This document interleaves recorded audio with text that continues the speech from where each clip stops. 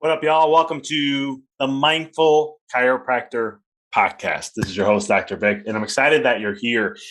This week's topic is something I actually have discussed for years. I wrote it in a book called Rediscover Your Greatness. I'm going to tailor this a little different in a way, though, because I truly believe in the work I do, working with entrepreneurs, working with chiropractors. It's a one thing in business you have to make sure, and that is, how do you define things?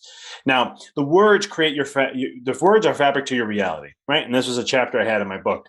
But one of the things I talk about with that is how you define something is what it's going to become, right? How you define a word, how you define your life, how do you define your profession, how do you define your health, how do you define your marriage? The things that matter in life, how do you define them? However you define them is going to be the reality of them. And so when you're looking at the most basic thing in life, which is, what are you as a chiropractor?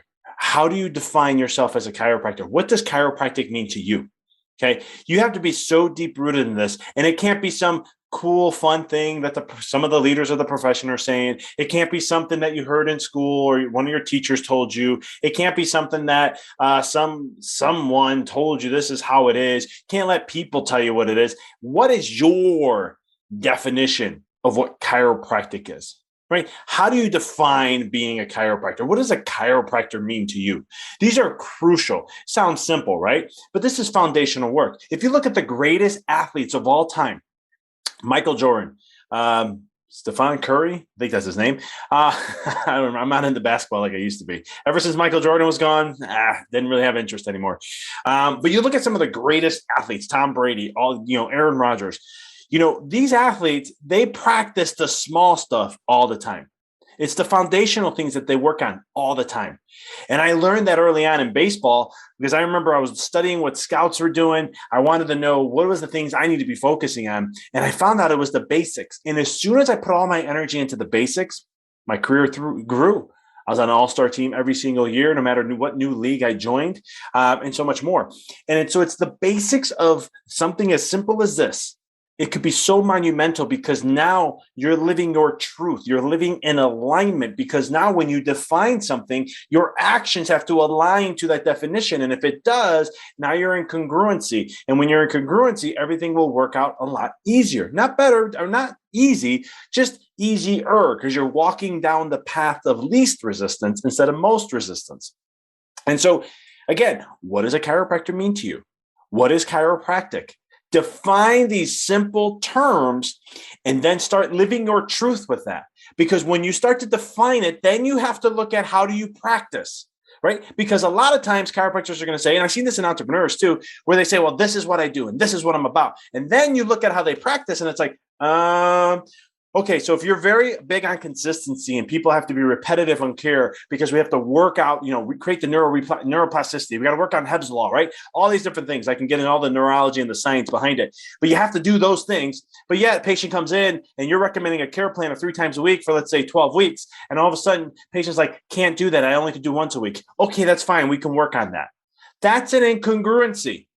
You're not living your truth if you're defining it in a certain way. Does that make sense? Now, some chiropractors are like, hey, come in till you're out of pain and then come when you want.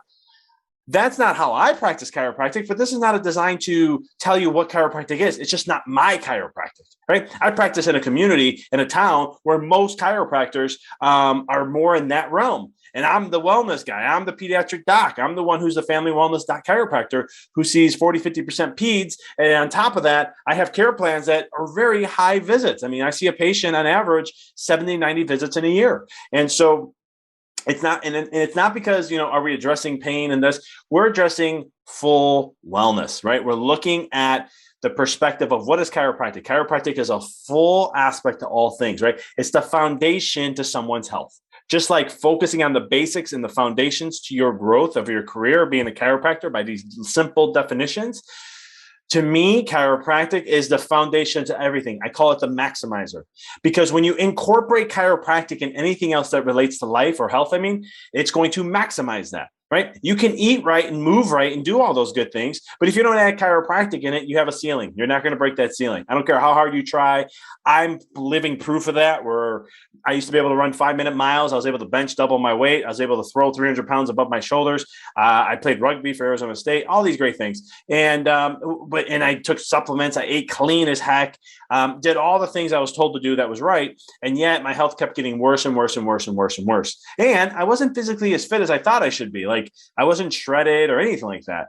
And then all of a sudden, chiropractic comes in my life, and I did that. And 4 months later, I'm in the best shape of my life, 10% body fat, 210 pounds. Couldn't believe it. And so it's one of the things where that was an eye opener for me. And that taught me chiropractic as a maximizer. And so it's how you define it and how you look at what chiropractic means to you is going to determine how you run your practice. And then you have to make sure your actions are in alignment with that. And you cannot budge on this, guys. I see it so many times. I've done it myself, where I'd be like, oh man, this is a really great patient. I really like this patient. We're gelling, we're connecting. They're passionate. Their schedule's not working out. And it's like one of the things we're like, oh, but I will just, I'm going to let it slide this time. And then all of a sudden, a month down the road, I see 2, 3, 4 more patients that are like that. And it's like, hold up. What's the premise? What's the definitions? How do I define it? What do people need to do? Right? Defining even your care plans. Why do you define it that way? Why do you make a care plan a certain way? I mean, these definitions, guys, you can do it in so many realms, but you may say I'm overkill with this, but let me tell you something. This is the basic and foundations of your practice. And if you have a system and you have a thing in place, now it becomes a well-oiled machine, which means it takes less stress off you. And now all of a sudden you can just be like, when I get to see a new patient, within a certain period of time, I can look at their care. I look at the scans, I look at the x-rays, and I see where they are in their life, the consult, the stuff I got from their history intake form. I look at everything and I say, okay, great. This person's stressed out. They're so stressed out. I'm seeing it on their HRV. I'm seeing that their body is in a very their brain is stuck in stress, right? They have a sympathetic dominance. And so that tells me that they're not healing as well as they should, and they're breaking down more. Then I look at other factors to pull in. I say, you know what, based on where they are, here's the care plan for phase 1, here's phase 2, and then here's phase 3. And phase 3 is wellness, maintenance. And again, how do you define wellness and maintenance, right? I love going to a chiropractic seminar and people go, what's your wellness, right? And it's always, you'll see once a month, once every 2 weeks, once a week, or once every 10 days. And I'll say this. I'm not here to tell you, again, you're going to hear very quickly in my podcast, and people who coach with me, I never tell you what to think. I'll never tell you why to do something. Like, you should do this. There's too much of that in our world and the profession and the personal development, self-help. There's all these lists and things you need to do and systems just to follow. And then you just pray and hope that you continue to do that, and it's all going to stick and work. You got to get the deeper substance, right? So to me, wellness is based on what's the most limited the most minimal I'll get adjusted per week or per month. And that becomes your wellness plan. Because why? It's a congruency thing, right? The least I'm ever going to get adjusted is once a week, right? Because I want to be as optimal as possible. Once a week is the minimum I get adjusted. And to be very fair and honest, I actually get adjusted twice a week. But most of the time, the minimum I would ever get adjusted is once a week. And so you really want to look at that. And how do you define these things? Take this in every element of your life, not just in the business, as I'm talking about defining chiropractic and defining what chiropractic means to you, but then following up with your actions to it, but also in your marriage and how your physical health, right? In your mindset, mental health. What about your relationships with other people, patients, family, friends? What about your business, your mission of life? And what about also when you look at your money, your financial health? What are you doing? How you define that?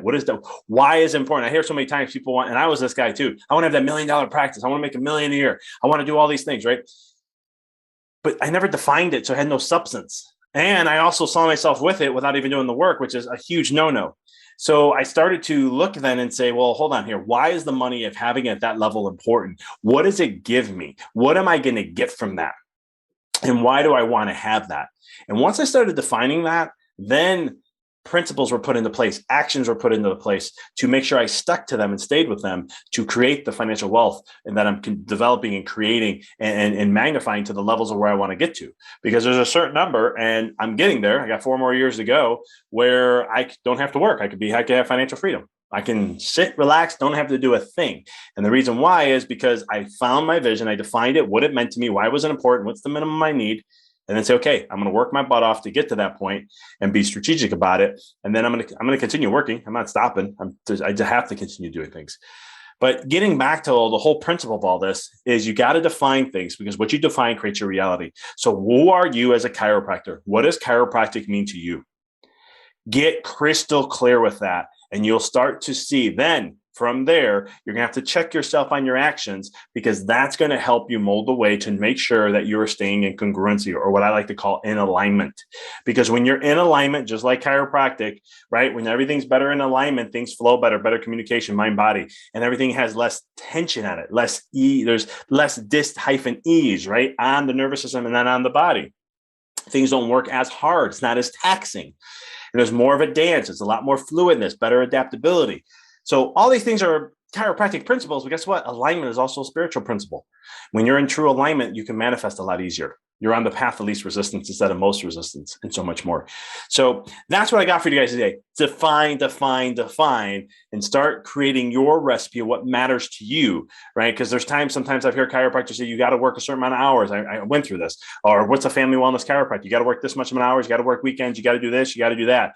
I got tired after a while, and I said, forget this. If I'm truly a creator, I'm someone who produces and creates in my own life, and I'm the author, then I'm going to dictate my way. And I did. And it wasn't to be ego, or there was nothing like that. It's just I had to challenge the principles of when it came to looking at what really mattered to me in my life and how I want to run a practice and how I want to live my life. It came to that purpose, and I started challenging it. And guess what? It worked out. So I have a family wellness practice that works only 14 and a half hours a week. Yes. And I see the patients I want to see, and I make the money I want to make. So it's one of those principles of understanding that you can do that if that's what you want. But remember, you're the creator, but you have to define what that means. Cool. If you need help in any of this or creating this in any way, shape, or form, just hit me up on an email or connect with me on socials like Facebook or Instagram or LinkedIn, and just DM me and say, create. And that way I'll know you're talking about this podcast and so forth, and we'll continue the conversation from there. But anyway I can help, please let me know. I appreciate you tuning in. If you like the podcast, please go on Apple, or wherever app you're listening it to, put a 5-star up there, share what you like about it. And if this is your first time, definitely do that. If you've been here and following me since the beginning, greatly appreciate it. Thank you for the support. And I look forward to chatting with you guys all next week.